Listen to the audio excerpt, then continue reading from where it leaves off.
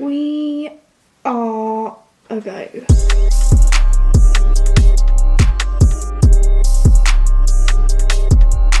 Hello, welcome back to the Oche Us. Bit itchy in this top, I might change it to my blue one. It's as if we're doing this intro again, Will. It could well be, mate. So, who we got on today? Ian Odgers on today. So Ian works he set up Ukraine Aid.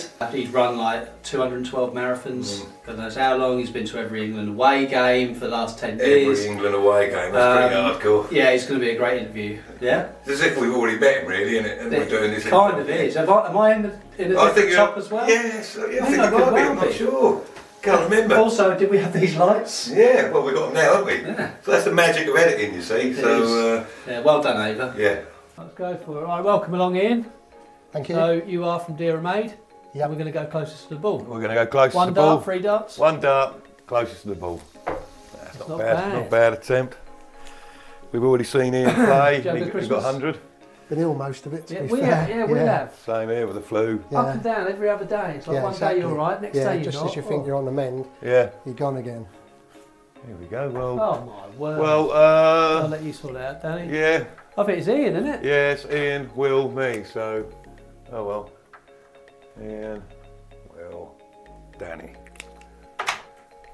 Could be the only thing I win. Well, you Cheers, could mate. beat us. Yeah. We do have guests come on and win. Quite more often than not. Yeah.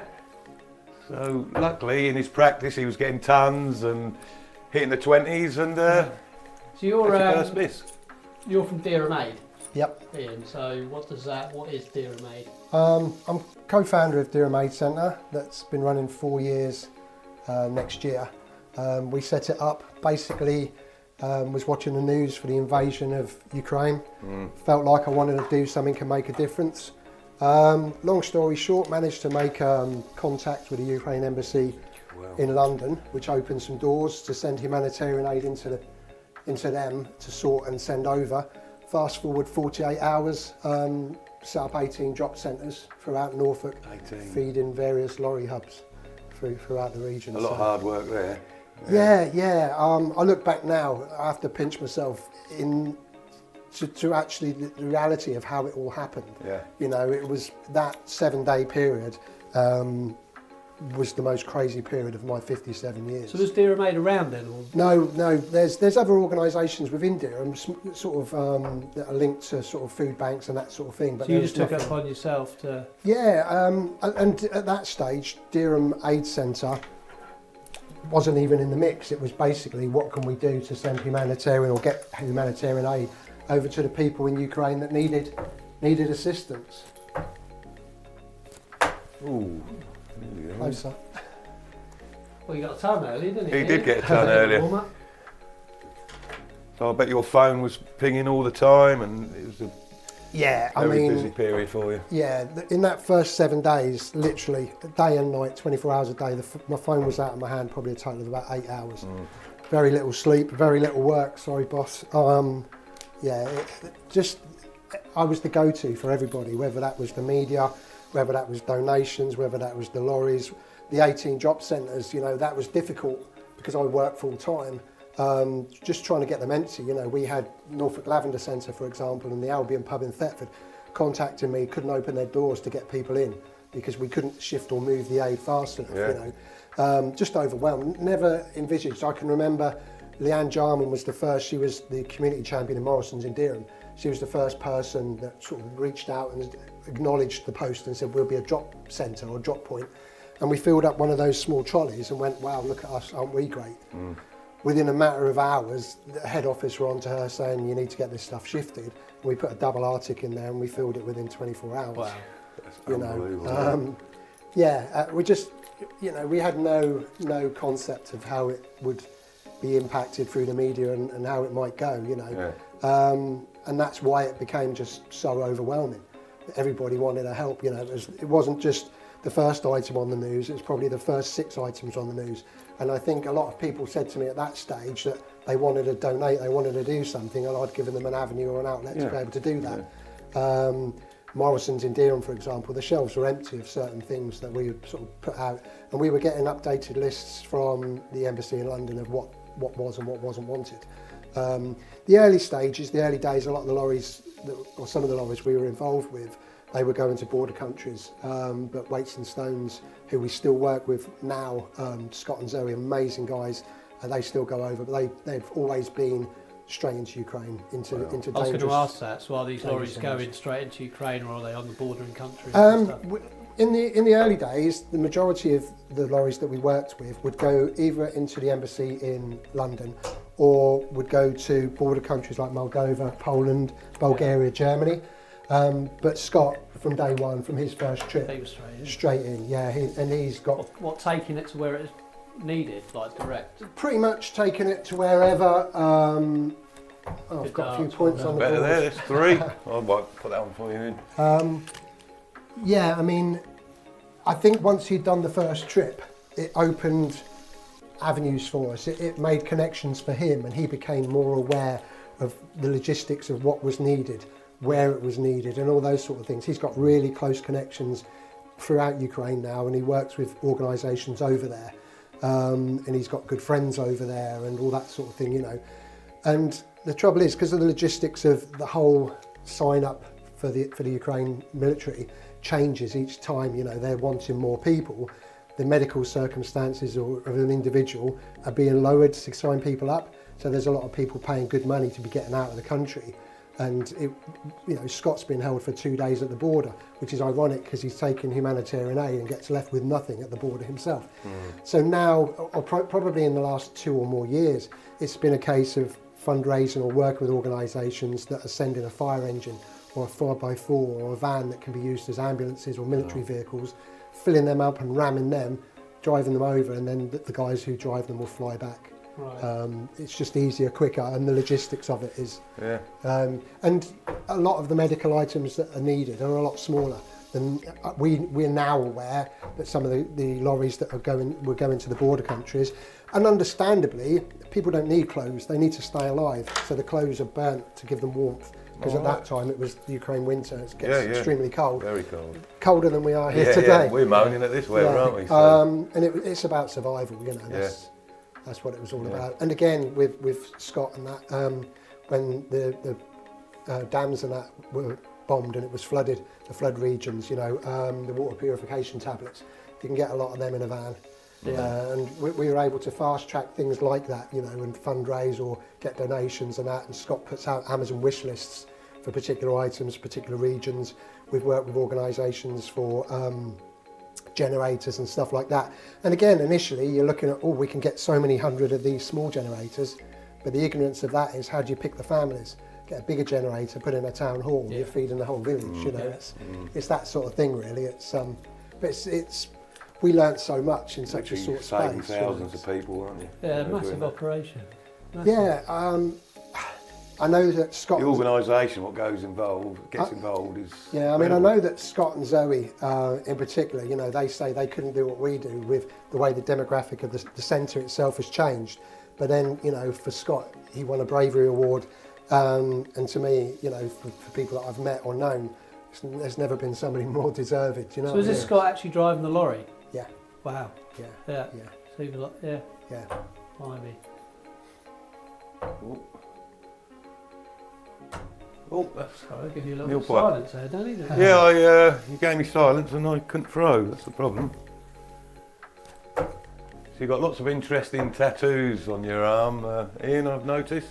Yeah. All got a lot of meanings to them. I've got one there. Do you want me to light Oh, it? yeah. Yeah, Find the pen. just put the one up, so claw. It's pretty tight for your winning. Yeah. First one of the season. Majority of them on my arms are passport stamps. Cool. Personal, out of my own passport. A few song lyrics, a few quotes and bits and pieces. Yeah, I'm well into my quotes and song lyrics. I love. So you got all over your body or just on your arm? No, I've got tattoo stamps on my legs as well. My legs are covered in tattoos. I've got one, cover the earth before it covers you, with my coordinates. Sinead O'Connor, massive Sinead O'Connor fan. I've got Sinead lyrics on there.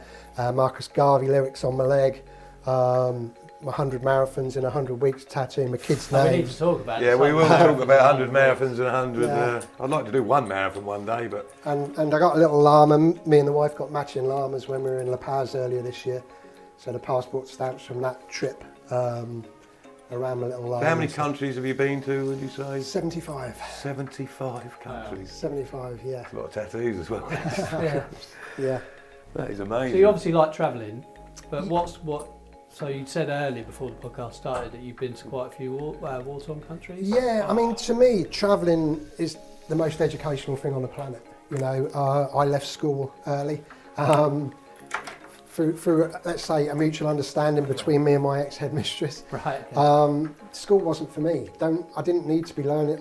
I'm not telling anyone to leave school, but the school system that I went through and what they were trying to teach me, I didn't need to know about the continental shelf, baboons, Eskimos, and I didn't need to know needlecraft or religious education. Trust me, I really didn't. Yeah. But travel to me, it makes you realise, it makes you humble. Makes you, one of the things with the Aid Centre and all what that's brought over the last 4 years has made me, as a human being, realise how privileged I am. I've been to some amazing places.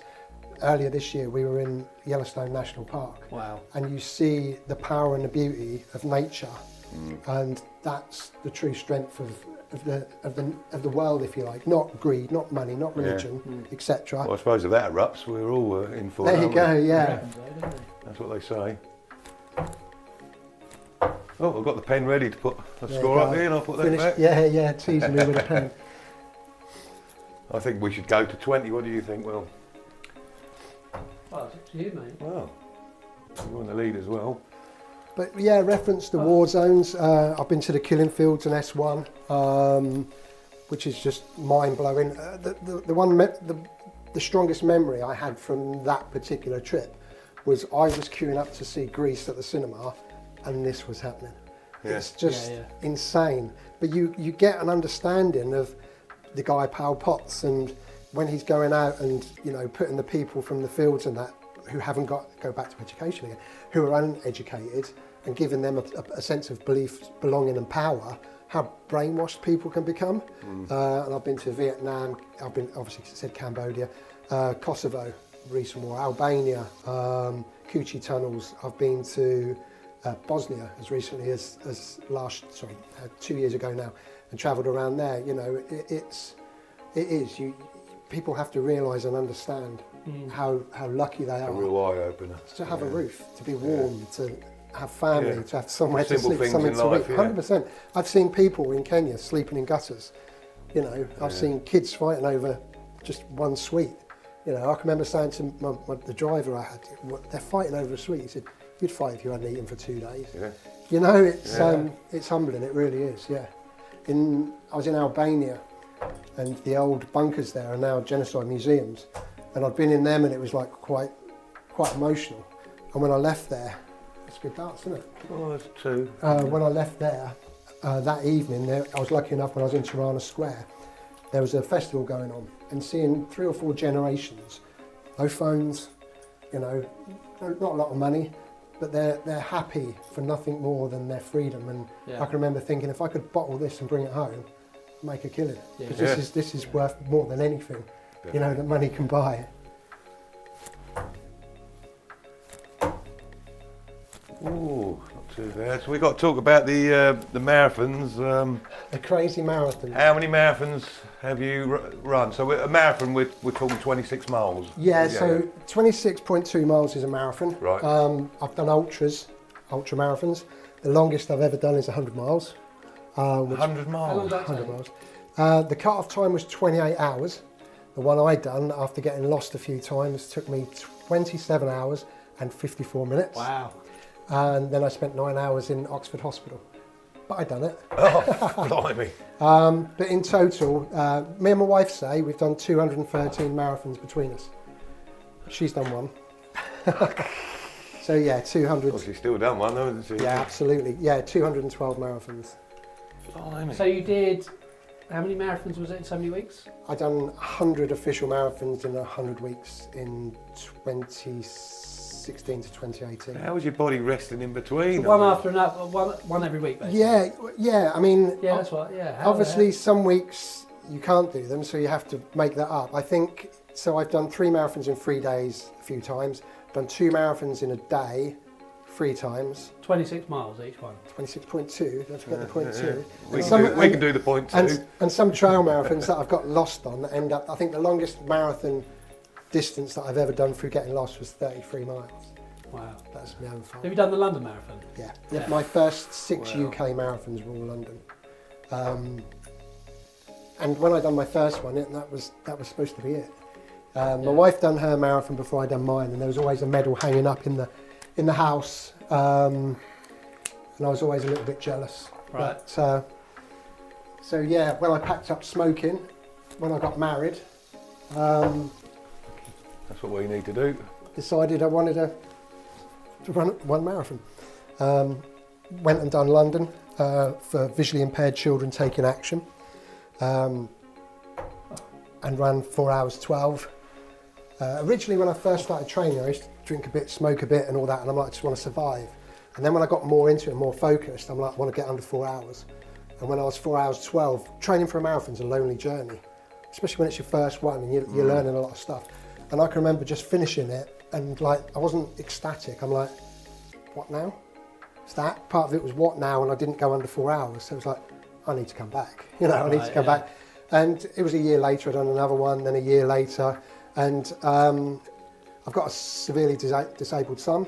Was born with hydrocephalus, and I was initially in the early days raising money for Sense and organisations that would support children like him. And then I raised money for cancer research, in memory of my granddad. And then we lost a good friend in Dereham for esophageal cancer, so I raised money for esophageal cancer research, which is carried out in the Norfolk and Norwich Hospital. And then I had a little bit of a meltdown and sort of thought, I'm really selfish. I'm only raising money for things that affect me in a way. Say you were ever selfish, but So then I started raising money for Parkinson's, Mind, Help for Heroes, and then I listened. I was listening to Jeremy Vine of all things, and he was talking to a lady called Wendy Mitchell, who's passed away now sadly, but she was an author of a book called Somebody I Used to Know, and it was about early onset dementia. It was a book all about that, and I read it, and it just blew me away. So I went on like a mission raising money for Dementia UK. Within the last 2 years, done a skydive for Dementia UK, done a fire walk raising money for Mind. Firewalk? Yeah. What, like the coals, Yeah. the hot coals? Yeah. How long was that? Probably about twice the length of this. Wow. It's an amazing experience. It's worth doing. Yeah, definitely worth doing. yeah, I'd like to give that a go, because you just got to keep Yeah, on walking, yeah. haven't I've got a lighter on me. So yeah, it's and then the marathon thing, because of the travel, I thought, I need to start doing a few marathons overseas, and it all just sort of went from there, really. So have you any idea how much money you've actually raised with all these? Through the idea at all? Through the marathons and stuff, I always sort of pitch around probably 35 grand, something like that, I would say. And I've met some interesting people on that journey. Yeah. Noel McAndrew was one. The guy who cheated on Who Wants to Be a Millionaire. Oh yeah. He was another. With the cough, wasn't it? Yeah. Charlie Brooke was another. Give him my cough. The Radio 5 Live, Jonathan Pierce is his name? Yeah. Yeah, him. Does a commentary as well. Yeah. So, but I used to be like, when you're doing it, it's my pain was always going to be temporary, if that makes sense. Yeah. The people we're raising money for, or the people we're trying to support, they would give anything to swap places to be able to do a 5K, for example. Do you know what I mean? Yeah. But I never look at it that I'm special because I was able to do the 100 marathons in 100 weeks. The way I look at that is, I was privileged that I had the time to do it. I was privileged that I was able to afford to do it. I had the support of friends and family around me that allowed me to do it, and all of that. Do you know what I mean? That's the key thing. The key thing for me. And if somebody can only do one park run a month or whatever that might be, they're just as amazing because it's what somebody can do. It's the same as. So my son was born with hydrocephalus, Which is? fluid on the brain. Right, okay. So if you've got I can remember when he was young, me and my ex-wife, you know, obviously we had the support of Adam Brooks Hospital and everything in the early days, but then all of that goes away and it's you as a parent with that child. But if you're a parent of a child that's got a cold, that's as important to you as somebody with major problems, if that makes sense, you know. And he had brain surgery at 12 days old, and you know, people say, oh, how do you deal with that, how do you cope with that? But we left, my ex-wife and I, we left hospital with our son. Some people didn't have that privilege. We saw people that didn't have that privilege. So it's always trying to look for that. I can remember thinking to myself, I'll never be able to play football with my son. But my son's never played football, so it's not him who's missing out on that. That's a selfish way of looking at that situation, if that makes sense, you know? Yeah, makes a lot of sense. So yeah, on the questions, what inspired me? A lot of people say, why do I do what I do? And my answer to that is because I can. You know, I'm lucky in the whole concept of life, if you want, that I'm in a position where a lot of people wouldn't have the mental strength or the night. It's very similar to what I do with my job. I'm a production scheduler for my job at, can I get a plug in here? Yeah. Peerless Plastics and Coatings over at Thetford. I've been with them for 13 years, and my job there is production scheduling. So basically planning and organising. And that's exactly transfer those skills across to the centre. But the centre is made up of people front of house or people upstairs that sort clothes or whatever, and everybody's got their little niche. And you know, that's, people say to me again, why do I do it? Because I can, but I couldn't do it, I can't do any of it without the support of the community and people around me. So we've had people in over the last month, for example, and they come in with donations of different things, whether that's cash, cheque. This is into Dereham Aid. Into Dereham Aid. And they want to meet Ian Odgers because there's a name on social media. And I say to them, that's amazing, there has to be that at the head.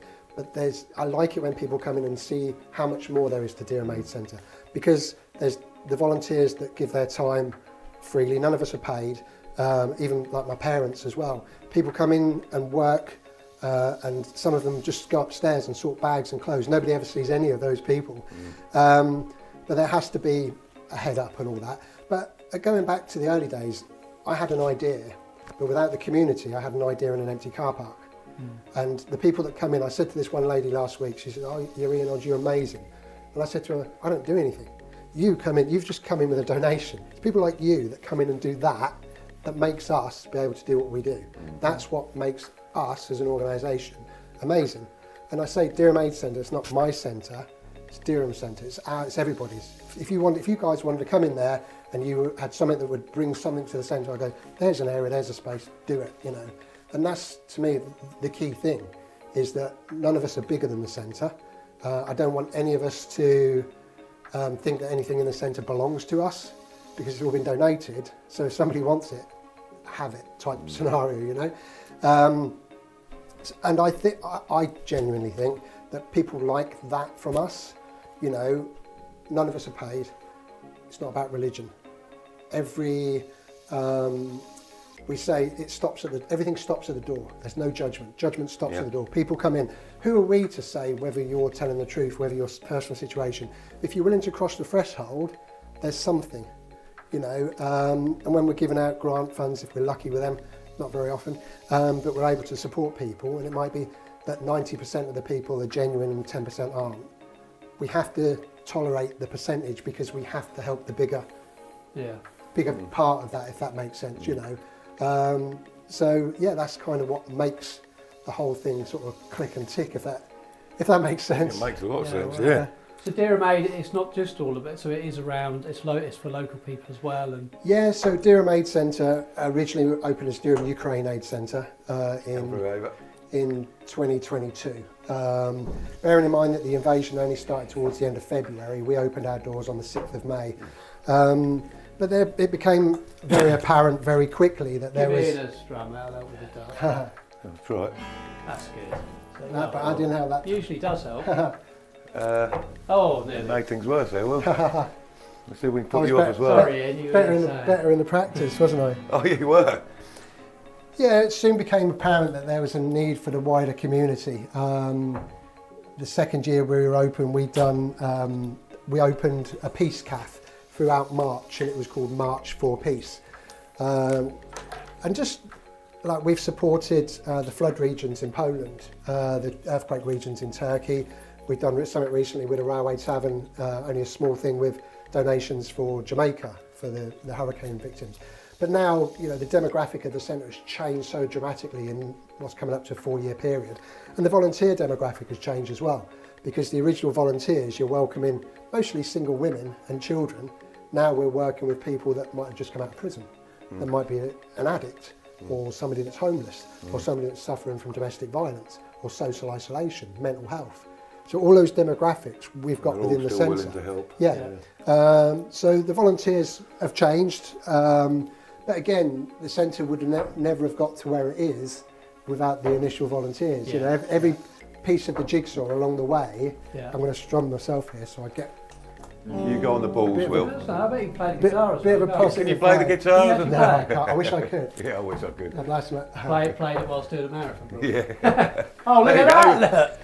Straight in the treble. On 8. So yeah, you go on the balls, Will, I think, because we'll give Go- ourselves a chance go to get straight on to 10 the balls? Well, you've got to 20. All right then, we'll go. Yeah, and I'm still on 15. So, So I'm on the balls then. Not you're you. on the balls. Yeah, you're winning. This could be your first ever win. My first ever win. But then again, we're looking at how good you are on the balls. So hopefully I'll catch up. Ooh. So yeah, Dereham Aid Centre, we've recently introduced. Dereham Crafters have always been a big part of what we do. Yeah. They've just set up within the centre, we have a bi-weekly Silver Circle, which is just a networking group for over 60s. We've got a men's mental health group every week. We have professional organisations, including like talking therapies, people from a broad team who come into the centre and support what we do. English language lessons have been pretty much a big part of the centre since day one, and they all come with full qualifications. We've done employment groups, we've done sort of training for getting people into employment and better education, better employment, that type of thing. And we've done trips out. But we try and work with other organisations within the community. It's all about networking and bringing like forums and different organisations under the same umbrella that we can all, you know, if you're feeding somebody on a Monday, we'll feed them on a Tuesday. If you've got something left on a Tuesday, we'll have it on a Wednesday. And doing all that, you know, we work with organisations in Norwich as well. And it's about supporting people at the end of the day. Yeah. It's a really good thing to do. So you've also been to every single England away game in the last 10 years? Yeah, I haven't missed a home game now in 16 years. Wow. Haven't missed an away game in just over 10 years. Yeah, it is you, Will. So you've got a best memory from any particular game, or? Yeah, there's a couple. Germany away, Berlin, when we were 2-0 down. Came back 1-3-2, Eric Dyer scored dying minutes, that was good fun. Germany obviously at the Euros. It's a theme here, isn't there, with Germany? Yeah. Always is when you talk about England football. Colombia in the World Cup when we won on penalties. Yeah, that was an amazing day. Yeah, I was over in Qatar for the last World Cup. Yeah, you went. Yeah. And there's not much else to do in Qatar when you're there. If there's we didn't get the best press, but it was a nice, peaceful World Cup, wasn't it? It was. It seemed fairly well organised from what I watched, anyway. Yeah, I mean, the thing is, because it's so small, the logistics are so easy. A lot of the bad press was fake press. I'm not a big lover of press, full stop, media and stuff. Fair enough. But yeah, it got a lot of bad press. I stayed in the cheapest accommodation that was available in Qatar, and I paid £71 a night. Nice. And my room was probably about the size of this room. Had a nice king-size bed, sofa, shower room, aircon, Wi-Fi. It was on a village. When I landed, I got free transport to it, free transport between the games, to and from the games. I went to 19 games while I was there. As I say, there was little else to do. Did you watch every England game when you were there? Yeah. Are we ever going to win the World Cup or the Euros or win anything? We're going to win the World Cup this year. You're going to win it? Yeah, I've left my door open so it can come home. Yeah. It would be lovely, wouldn't it? Wouldn't it just? God, dear. I think it'd bring a lot of people together, you know, something like that happens for the country. Yeah. Because are you going then? This year, isn't it? This year now, yeah. Yeah, this is Yeah, I well. plan to go over. If all goes well, I'll be doing 16 games. I'm not going out for the Croatia game, although there's a couple of pre-tournament friendlies, hopefully in Miami, which I'll be attending. And then generally I tend to skip the quarter-final and then go back. So that's the plan. So will you be in the States for the whole tournament then? No, Right. no. Oh, so you'll fly back and then fly back again? Yeah. Germany for the Euros, I went in and out 7 times. Wow. Are you watching this, Danny? Yeah, I'm watching this. Oh, it's 3 in the ball, or 3 in the 20. That's another go. Here's another go. He's on fire, This he's is on fire today. That's 4. well. It's That's that Yeah. new coffee machine. This He's could wide. be his first ever legitimate Yeah, win. as He's well. getting it. I'm not too happy about this, to be fair, Ian. This is the best he's ever played. That's 5. Oh dear. Oh my word! That's 7. That puts me on 9.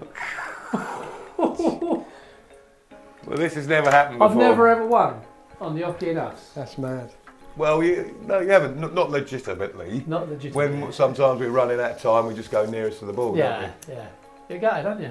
Well, I'm a bit gutted, but you haven't. That was good darts. You haven't wasn't won yet, That though, was have you? That was good That was darts. good darts. it? Oh, yeah. That I was mean, I'm not even on the ball yet. I mean, maybe you'll want to interview me next week. You know, have a darts together. Oh, it'd just be nice to get on the ball. Right, I'm on the ball. Phew. Yeah, I did not expect to see that, Will. Nor did I. You brought him some luck, Ian. There you go, you see. Well, I'll tell Good you luck, what, Ian, Sean. just for that, I'm going to give you a nice. Happy What's days. that? Hey, this is where you see I've been toying with you. Yeah. Yeah, this is where- 180 coming. Yeah. Have you had many 180s, Ian? Any 180s? Or? There you go. Yeah, I used to play a lot of darts. You won't believe it now, but yeah, I used to play a lot of darts. Not having it loads, but yeah, a few. Yeah. But yeah. Well, we've got to hope he doesn't hit another. Oh, all right, You go, Will. That's well done, mate. I feel all relaxed though, you know. Yeah, feel so like- I could get 3 in a ball and you never Yeah. know, do you? So what are the future plans, dear mate? Just keep going. Yeah, I have sleepless nights. What's going to be the end of Dereham Aid Centre? Will it be we ran out of money? Will it be so Dencora, who own the facility, they've been amazing to us, but at the end of the day, it's a retail unit. The retail market isn't particularly growing. Is there going to be somebody, nearly said a bad word, somebody that's going to come in and want to move us out, you know, or volunteers. Volunteers is always a challenge, you know, because people have lives, and as I say, Yeah. we don't pay any of them. So that comes with its own challenges. Darts. But ultimately, I think the last conversation, I used to stress about it a lot. I'm at that stage now where if it was to finish in 6 weeks, 6 months or 6 years, I can go, do you know what? I've done more than most people. I've Yeah, tried and I've definitely. made a difference. You know what I mean? Definitely, yeah, you made a massive difference. So I think that's probably the key. Just little things that have happened. I mean, you know, it's weird. You can't believe it's coming up to 4 years. That blows my mind. But for Dereham itself, Dereham Aid Centre, it's been on national TV in Ukraine. National TV. On Little BBC or place. that? No, through Ukraine TV. Oh, right, okay. So we've been broadcast live throughout the nation, live from the centre. It's a little place in Dereham, you know. Yeah. We've been on BBC Breakfast live 3 times. And again, you know, you're talking about a little community in Dereham. And when the guy came back to us, it was for the anniversary of one of the invasions. And I said to him, you had the choice of like the UK. Why choose us? Don't get me wrong, I'm humble, but why choose us? And he said to me, because I've met you and I've been to the centre, why wouldn't I come? And you're like, wow, yeah. you know? Yeah, that makes all that. Yeah. So Lady Danet Pippa, she's our patron. She came and visited the centre, and she sent me an email that evening, and just her words, you know, it's mind blowing. So when I used to run marathons and raise money or do skydives or whatever, you're transferring money or giving checks over, whatever you do. But when you run an aid centre and you're meeting the people, you're meeting people, and I never dreamt that I'd stand as close as I am to you and have somebody looking in my eyes and telling me you're the most incredible human being I've ever met. Yeah. You know? And another lady who's saying, who when she's getting the Christmas presents or one of our Christmas dues in the early days, wants her children to have a picture with me because she says you're like a real life Father Christmas. You know, you're like, that makes it all worthwhile. Yeah, definitely. Well, we're going to have to say, what we're doing here, Ian, we're continuing on because it's extremely interesting talking to you, but we've got to say Will has won his first game on the Oche Us. Yeah. Have you actually? He's just won. Just won the first So game. you started the year as you mean to go on. Yes. He's a machine. This It's is a machine. I've purposely played a little bit poor to give you a chance because Obviously, I've had a word with Ava and she said, give my dad a chance because he gets really upset losing every time. If it's mate, I played my best. I'm not being funny, boys, but have you got anything for me? You know, Well, we've got another Oche Us mug, so but I think we should somehow celebrate this or something. You can maybe a little bit later on treat us to a carvery and right. It's a bit like when you get a hole in one, isn't it? You have to play yeah. I think that we do it that way round because. You've always got to be a winner. Well, I'm always winning and treating you to things, aren't I? You know, letting you use my darts. I mean, are they my darts you've won with? Yeah. They cost me £70. So that's what I get. So I've had a few 180s with Daddy's darts. Well, you've had. Take some credit. Yeah, well, I think I did take a lot of credit. I think you've improved since. We'll play for another 5-10 minutes. See if you can get a 180. Will. How much longer have we got, Ava? We've got 5 minutes. Let's I'll get tell you on what, for 5 we'll see minutes. if we can get Ian in. So he's 4 away from the 20. Oh yeah, okay. Yeah. Then we'll do that. So I've got 11 in the ball during that game. Yeah, okay. But what we'll do, we'll somehow do some editing skills, Ava, and make it look like I've won. Yeah. You know. Yeah. You ain't got enough time. It's a big thing. You ain't got enough time in your life to edit anything to make me win. This is a really big thing, mate. Yeah, you played really well, Phil. Paddy's going for the 20s, which I like. Yeah, I'm just trying to see if I can get one. Yeah, no, but I thought I'd see if I can get 180 while I'm here. Well, I have sort of given up. I might give it up. I'm probably going to give up this Oche Us and darts altogether now. You've won. Going back to what I said at the beginning, which was how I've got this part of me that likes to make people sort of feel special. Yeah. There you go. It's worked. It's worked. That's the last time it's the last time we're 25 inviting you on here. Ava, you've got to be getting this on tape. Yeah, I'll go for a ball as well. I'll see if I can get 3 in the He'll be ball. ringing me, mate. Have you ever got 3 in the ball before, Will? No. I've done it 3 times. Yeah. So, that's something. Oh. No, and... That's right, Ava. Pardon, neighbour? No, it's once in a blue moon you can do something like that, to be fair. Go on then. He needs a strum, I reckon. Let's go. Yeah, he's going to be a different man now. You've changed him. You know what I'm going. That ain't a bad start to his year, is it? Yeah, he's got off to a good Good start. start to the podcast, that, isn't it? Yeah. Well, I'm going to have to do something about that. Yeah, because you contacted ages ago, didn't you?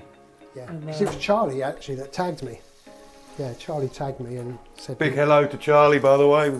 He's a hello. big supporter of ours.